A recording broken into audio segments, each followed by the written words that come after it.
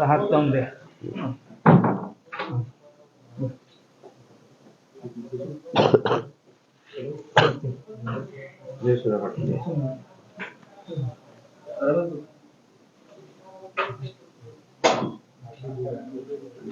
त्यांना विचारणार आम्हाला काय विचारणार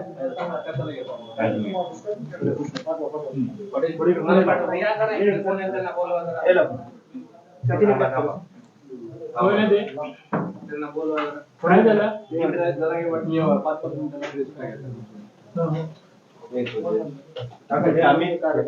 तुला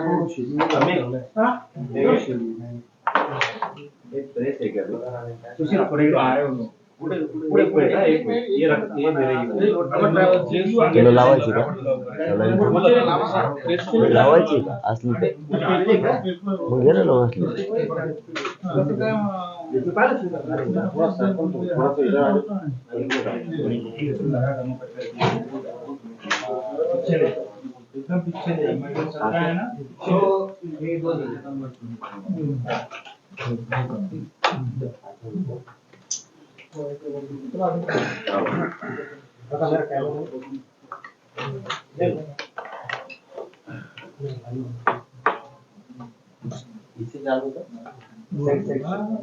तुम्ही तुमचं कंटिन्यू करा तुमचा संवाद साधा प्रेस नंतर आपण घेतो एक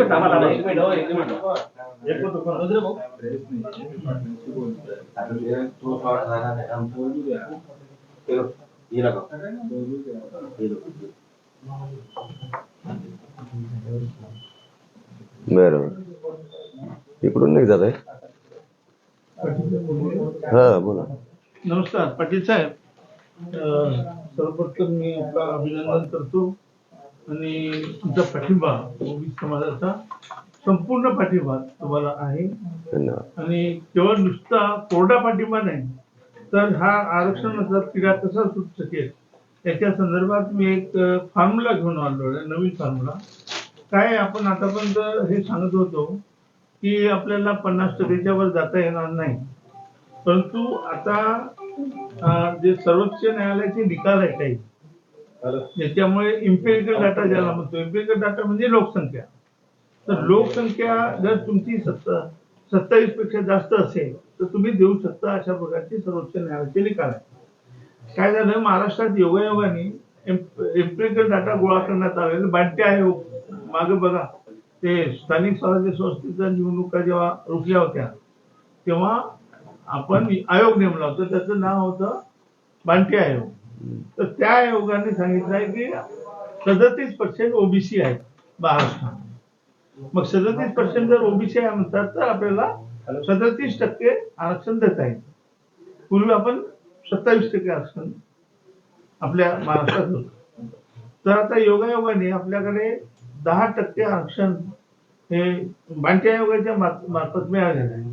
माझं काय म्हणणं आहे की 27% जे आरक्षण आहे ते ओबीसीला दिल्यानंतर जर समजा आपण फॉर एक्झाम्पल आपण समजा 10% मराठ्यांना दिलं तर धक्काही लागत नाही आणि मराठ्याला आरक्षण मिळू शकतं. 10% कशामुळे 10% म्हणजे आता 37% ना आरक्षण आपल्याला 37% देता येते महाराष्ट्रात. मग 27% ओबीसीचं आहे म्हणतात ना तर ओबीसीचं 27% ते सोडून त्याला धक्का लावायचा नाही त्याला तिकडेच ठेवायचं. कशामुळे धक्का नाही लावत त्याला धक्का लागत नाही ना कशा तेच म्हणतो लागत नाही लावू नका कशाला म्हणता हा लागत नाही असं म्हणाल नाही धक्का लागत नाही. त्याच्यामुळे आपल्या हा जो जटिल प्रश्न आहे जो महाराष्ट्रामध्ये आरक्षणाचा अशा पद्धतीने आपण सोडू शकतो. हा फॉर्म्युला घेऊन मी आलेलो आहे परंतु आमच्या काही कंडिशन्स आहेत. म्हणजे आता मराठा समाजाला आरक्षण द्यायचं तर ओबीसीलाही समाजाला आवश्यक आहे म्हणून आम्ही काही कंडिशन टाकलेले आहेत. सरकार तुम्हाला नाही सरकार आमचं म्हणणं आहे की याच्यामध्ये काय होईल की जेव्हा मराठाला आरक्षण जर आपण देतो म्हणलं तर ओबीसी अंगावर येतील म्हणून आम्ही काय केलं की ओबीसी मधल्या जो 12 बलुतेदार समाज आहे गावगाड्यातला तर त्यांनाही वेगळं आरक्षण 3% आम्ही जर दिलं तर ते खुश होतील.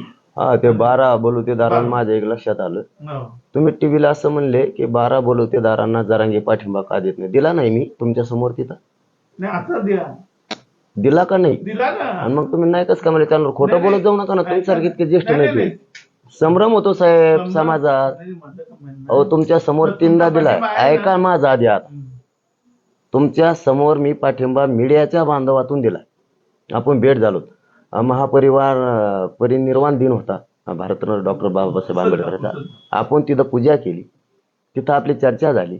त्यानंतर 12 बलुतेदारांना वेगळा प्रवर्ग करून दिलं पाहिजे, कारण हे त्या छोट्या छोट्या जातींना खाऊ देत नाहीत, अगदी बरोबर. हे स्पष्ट बोललो मी. आणि तुम्ही रात्री मीडियात म्हणता तो जरांगे म्हणतो. ऐका, असं नाही, खोटं नाही बोलायचं तुमच्यासारख्या मोठ्या नेत्याने. नाही, असं नाही. तुम्ही म्हणले, मी ऐकलंय. नाही, नाही, तुम्ही सारख्या मागणी करा असं माझं म्हणणं आहे. अहो पण एकदा केली तर लय बारे केली का आम्ही सोबतच आहेत ना मराठी. एकदा आणि म्हणून जरांगे तरी किमान असं आहे, एकदा जर शब्द दिला ना हटत नाही. मग झालं की- आपण झालं केलं नाही, तुम्ही गैरसमज पसरायला लागले ना. नाही, नाही, नाही. एकीकडून तोडगे काढायला येतात, एकीकडून गैरसमज पसरता, म्हणजे राजकारण करायला तुम्ही असं दिसायला लागले याच्यात. पुढं- अहो दादा, आम्ही तुम्हाला मानलं होतं का नाही? तुम्हाला मान्य आहे का ठीक नाही? आहे ना, चांगली गोष्ट आहे ना. मानलं होतं माझं- नाही. अहो पण तुम्ही मीडियाच्या माध्यमातून, ठीक आहे, खाजगीत तुम्ही बोलले असते एका दिवशी ठीक होतं. नाही, नाही. तुम्ही मीडियाच्या माध्यमातून नाही, ऐकून तर घेत जाओ. बरं. मीडियाच्या माध्यमातून तुम्ही जाहीर म्हणला की ते जरांगे म्हणत नाही 12 बलुतेदारांना आरक्षण द्या. अहो मी तिथं तर म्हणलो, पण मी तुम्हाला 4 सभेचे पुरावे देतो, तुम्ही नसताना म्हणलेले. पण तरी तुम्ही गैरसमाजातून जर कोणाचं ऐकून असं बोलणार असाल, कसं एक उप होईल बरं? नाही, नाही, नाही. माझ्या तोंडातून तर ओबीसी बद्दल, चांगली गोष्ट आहे ना. बंजारा बांधवांबद्दल, धनगर बांधवांबद्दल आणि वंजारी बांधवाबद्दल बोलतो आम्ही. सामान्य एक शब्द नाही गेला आणि नेत्याला नाही सोडत, पण सामान्यांना एक शब्दही क्रॉस नाही. मरेपर्यंत मी त्यांच्यासोबत राहणार आहे, छोट्या जातींबरोबर, छोट्या समाजाबरोबर. नेत्यांसमोर नाही, कारण नेता हा राजकीय फायद्यासाठी करत असतो. आणि तुमच्यासारखं कोणी अपेक्षाच नाही आम्हाला. आपण जे सांगतोय ना ते बरोबर आहे, मान्य आहे मला, पण ते सरकारच्या कानात गेलं पाहिजे म्हणून आपण वारंवार मागणी करायची. मग करूत ना, पण तुम्ही मीडियातून केलेलं असून म्हणता तो करीत नाही म्हणजे तुम्ही म्हणजे आमचा गैरसमज पसरायला लागलात. नाही, चांगली गोष्ट आहे. असं नाही ना बोलायला पाहिजे. ठीक आहे ना, चांगलं. मी तुम्हाला त्याच्याबद्दल तुमचा आभार मानतो की तुम्ही खरंच पुसदलाही सांगितलंय आणि आताही तुमची स्पष्ट भूमिका आहे की 12 बलुतेदारांना सुद्धा वेगळं आरक्षण दिलं पाहिजे. तरी पण तुम्ही म्हणता की तो मग घेत नाही. आता तुमच्या तोंडाने म्हणता पाठिंबा दिला पुसदला, आणि तुम्ही रात्री मीडियात म्हणता म्हणजे पुसदचा विषय 15-20 दिवसापूर्वीचा, आणि ह्यो विषय कालचा. तुम्ही काल म्हणताय की तो पाठिंबा देत नाही, म्हणजे तुम्हीच किती शब्दात फेक करून बोलला तुम्ही. मी आरोप करण्यातला पोरग नाही. समजून घ्या तुम्ही. नाही, काय समजून घ्यायचं तुम्ही? झालं असेल याच्यापुढे होणार नाही, होणारही नाही. आणि आम्हाला तुम्हाला धरून राहायचंय, तुम्हाला न्याय द्यायचा आहे, आणि आम्हाला घ्यायचं. फक्त असं म्हणले काय होतं, तुमच्यात आमचा संभ्रम होतो, बाकी काय नाही. चर्चा अशी आहे आपली.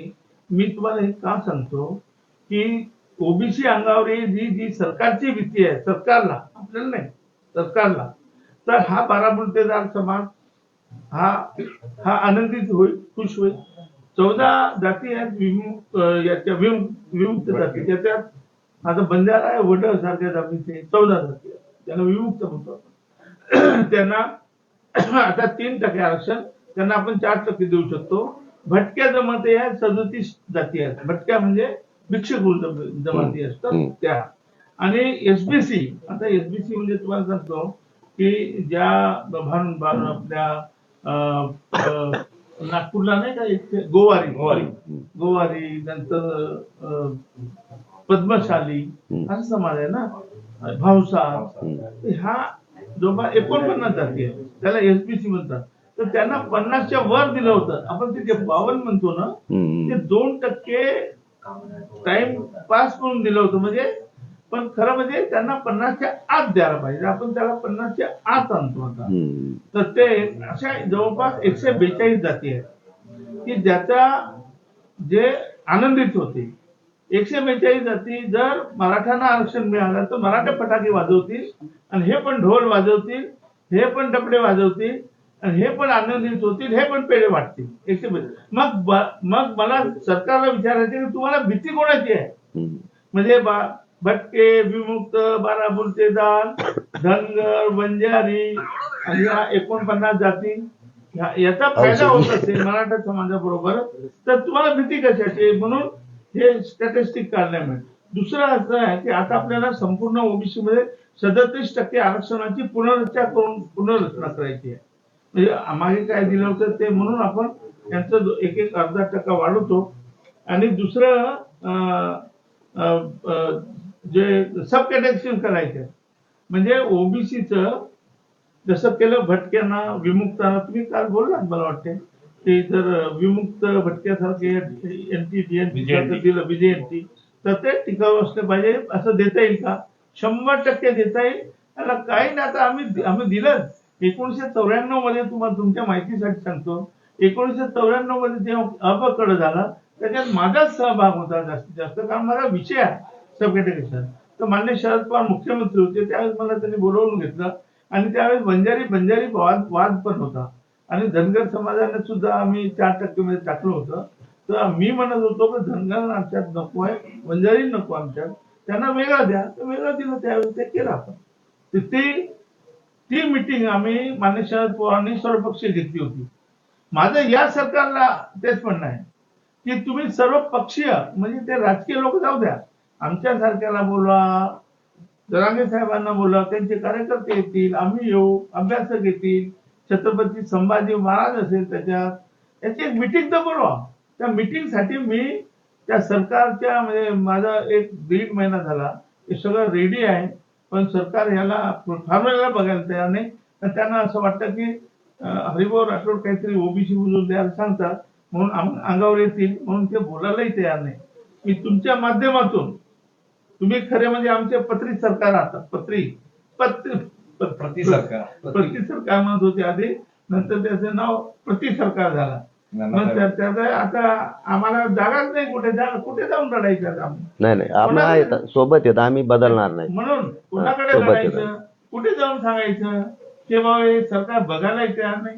अरे कमी बघा तर आम्ही काय कायद्याचा अभ्यास आम्ही केलेला आहे आणि असा अभ्यास आहे जो कोणीच केला नसेल.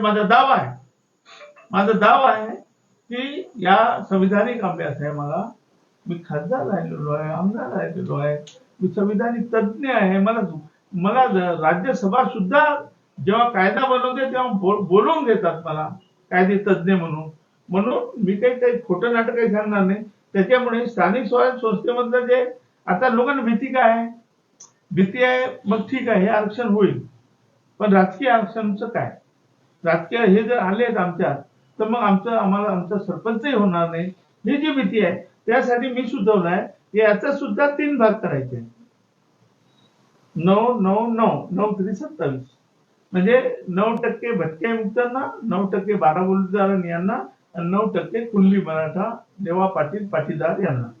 तर काय होईल आमची लोकसंख्या 34% 9% कसं काय देता तुम्ही आम्हाला आता 27 देता येते आम्ही नाही स्वीकारत. नाही ऐका ना 27 देता येते त्याच्यावर तुमचा वेगळा प्रवर्ग व्हावा त्याला पाठिंबा आमचा रात्रंदिवस आम्ही लढू लागू पण जितकी लोकसंख्या आहे कायदा सांगतो त्याप्रमाणे घेणार. लोकसंख्येच्या 50% आमच्या लोकसंख्येच्या प्रमाणात निम्मा आम्ही घेणार 1% कमी घेणार नाही. नाही हे राजकीय आरक्षणामध्ये काय होतं तुम्हाला सांगतो 27च्या वर देता येत नाही. काय तुमची लोकसंख्या किती आहे म्हणता 34% तर 27च्या वर देताच येत नाही.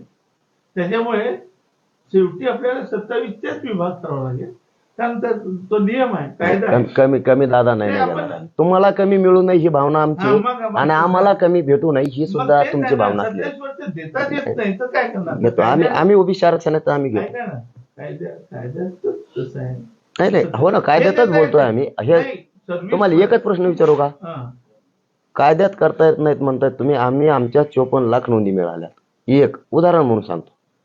याचा अर्थ किमान आमची एक नोंद मिळाली ओबीसी आरक्षणातली कुणबी म्हणून त्याला ओबीसी 1 जणाला घेणार का नाही घेणार नोंद मिळाली म्हणलं घेणार का नाही घेणार एक माझा साधा प्रश्न आहे. हे बघा सगळे नाही म्हणत मी एकच मिळाली नोंद असं तुम्हाला विचारतोय तुम्ही अभ्यासिकेत म्हणून. ओबीसी आरक्षणातली कुणबी म्हणून एक नोंद मिळाली तुम्ही त्याला नोंद मिळाली म्हणल्यावर शासकीय घेणार का नाही घेणार एवढंच उत्तर पाहिजे. घेणार 54 लाख मिळालेला असून सुद्धा आम्हाला आत येऊ नका म्हणताय समजून घ्या आत येऊ नका म्हणताय.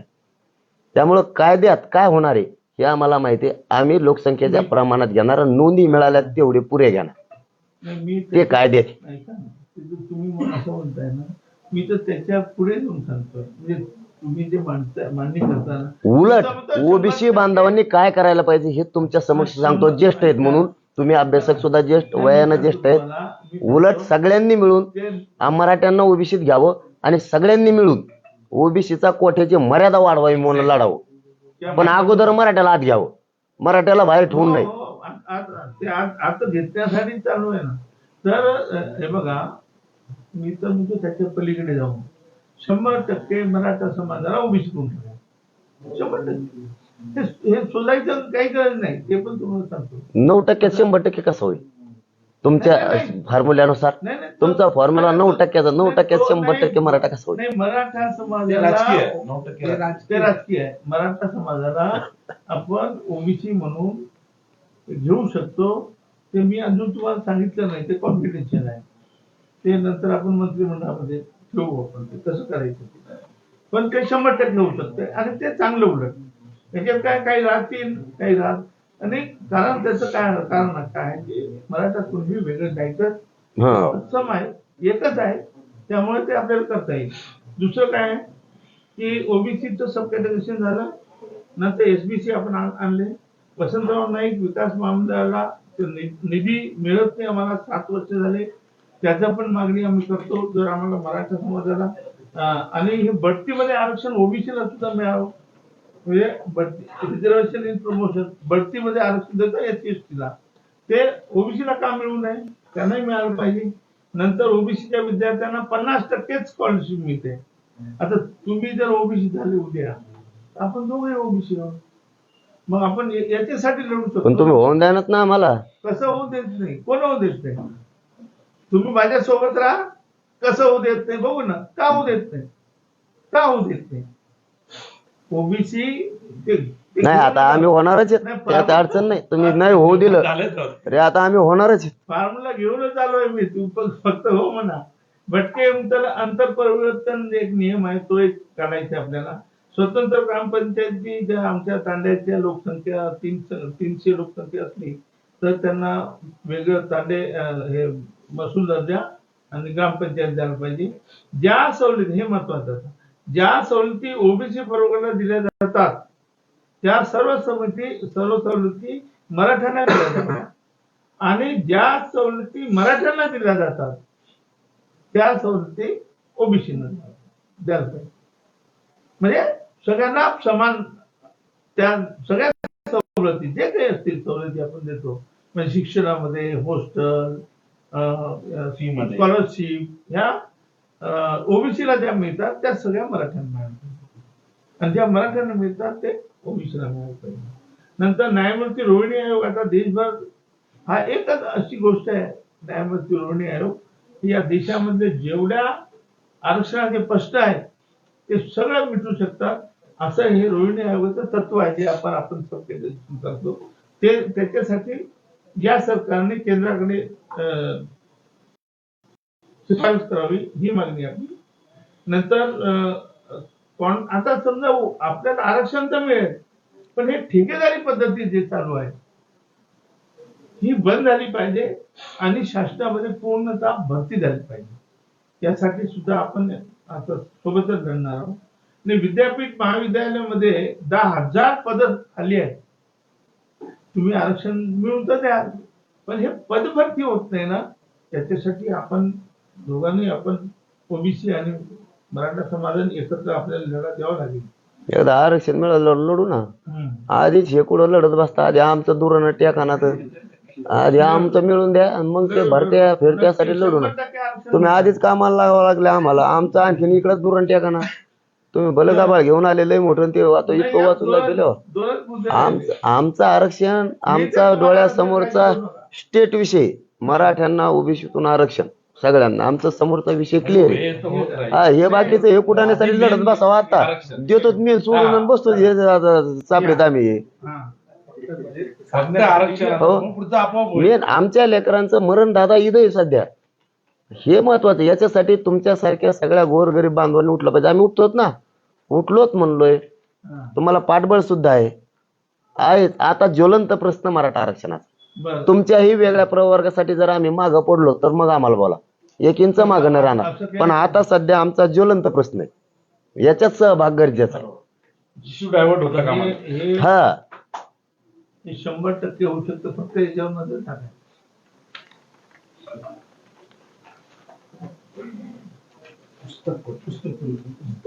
एक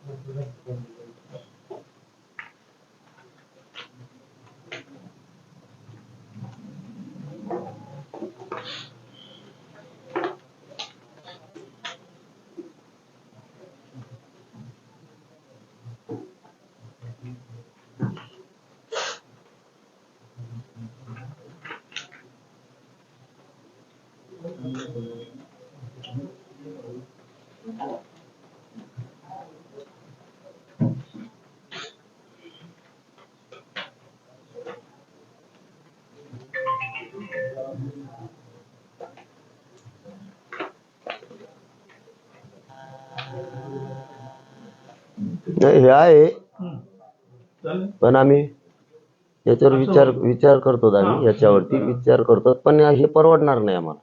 कसं परवडणार नाही? चला. 5% मराठा याच्यातून राहतोय, याच्यातून 5% मराठा राहतोय, त्याला कोणी अंगावर घ्यायचं? मी?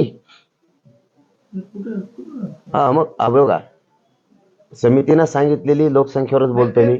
आमचं मत तर 40% पेक्षाही जास्त आहे, परंतु जर समितीनं 10 वर्षापूर्वी सांगितलंय 34% मराठा, 17 दोन्ही 34, याच्यात 5% ते 6% आरक्षण कमी पडतंय, म्हणजे किमान 1.5 कोटी मराठा अंगावर घ्यायचा कोणी? मी.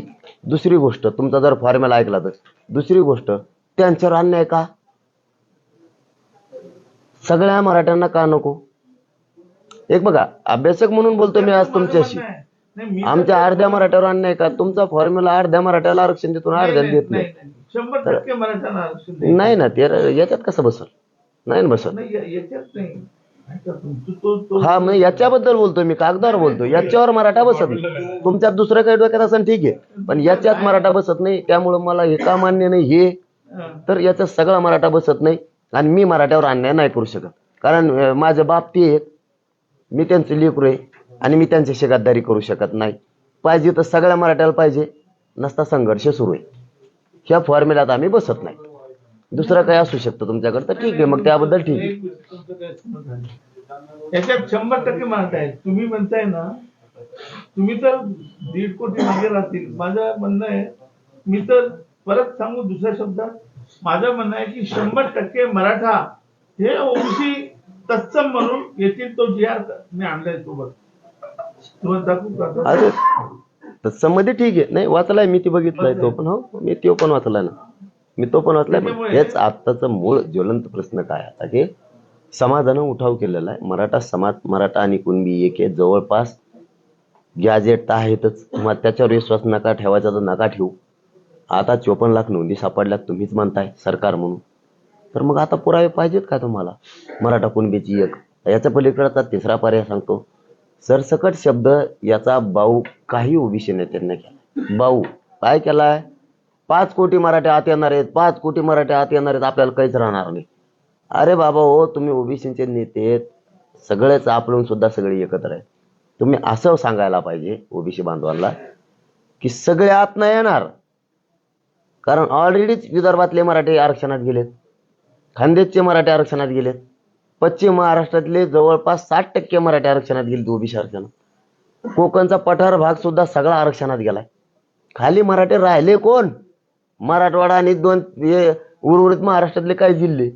हे का पटून सांगत नाही? सामान्य ओबीसी बांधवांना असं वाटतं खरं आहे, आपला नेता म्हणतो 5 कोटी मराठे आत येणार आहेत, आपल्याला काहीच राहणार नाही. खरं बोला ना, खरं सांगा त्यांना.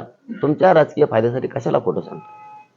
मग जर आता मराठ्यांच्या नोंदी सापडल्या तरी तुम्ही म्हणता त्यांना ओबीसीत घेऊ नका. ही भावना सामान्य नेत्यांबद्दल बोलतोय, तुमच्या ओबीसीच्या काही नेत्यांबद्दल, की तुम्ही जर असं बोलताय की घेऊ नका नोंदी सापडून, म्हणून तुम्ही हुशार नाहीत असं सामान्य ओबीसी बांधवांनी आता ठरवलंय. सामान्य लोकांनी ठरवलंय गावखेड्यातल्या, की मराठ्यांच्या जर नोंदी सापडल्या असल्या तर मराठ्यांना आरक्षणात घेतलं पाहिजे, आपल्या नेत्यांनी गप्प बसलं पाहिजे. हा, जर मराठ्यांच्या नोंदी नसत्या तर आपण मराठ्यांना ओबीसी आरक्षणात येऊ दिलं नसतं, पण त्यांच्या नोंदी सापडल्या म्हणल्यावर ते ओबीसी ते द्यावं. विनाकारण भांडण कशाला आपले नेते विकत घेतात, असं गावखेड्यात चर्चा सुरू आहे. आपले नेते कशामुळे भांडण विकत घ्यायला लागले? आणि आंदोलन विरोधात करायला लागलेत मराठ्यांचे. रोज आपल्याला एकत्र राहायचंय, एकत्र लग्नाला जातो, आपण एकमेकाला पाणी देतो, एकमेकाच्या मौतीला सुद्धा आपल्याला खांदा द्यायला लागतो, आपण चटणी मीठ एकमेकाला देतोय. आणि ही एक दिवस राजकारण करणार येणार आणि हा राजकारणी मनुष्य बोलून चालून हे सामान्य ओबीसी बांधवांनी बोल. तुमच्यासारख्या नेत्यांपुढे नसतेच बोलत. आम्हाला गावखेड्यात बोलतात सामान्य लोक, ते म्हणतात हे काय आम्हाला काय त्याला मेटायला पैसे देतो का, एवढं राजकारण करतो, एवढं राजकारणी मनुष्य. हे 2 दिवशी येणं तुमच्यात आमच्या देण भांडणलो वरच चाललंय, खाली एकदम साबीद आहे. ओबीसी बांधव आणि मराठा बांधव गाव लेवलवर सामान्य एकत्र येतात आत्ताही. पण आता त्याच्या पलीकडे जाऊन हे तुमचं ठीक आहे तुमची म्हणणी, माझं काय म्हणणं आहे 100% मराठ्यांना आपण ओबीसी म्हणून तत्सम म्हणून घेऊ शकतो, कायद्याने घेऊ शकतो. नाही हरिभाऊ राठोड चालतो म्हणून बरोबर. तर ते आणि तुम्हाला माहिती आहे का की बंजारा म्हटल्यानंतर मी लमाण आहे, लमाण असला तरी बंजाराच आहे. धाडी धालिया वेगळ्या वेगळ्या नावाने ओळखल्या जातो. तर तो धनगर आणि काय हटकर काही म्हटलं तरी तो मेन धनगरच आहे. म्हणून असंच आपण लेवा पाटील, पाटीदार, कुणबी, मराठा नुसतं मराठा असतो तरी तो तत्सम होतो आणि तो ऑटोमॅटिक ओबीसी होतो. त्याच्यामुळे माझं काय म्हणणं आहे, आणि तो गव्हर्नमेंट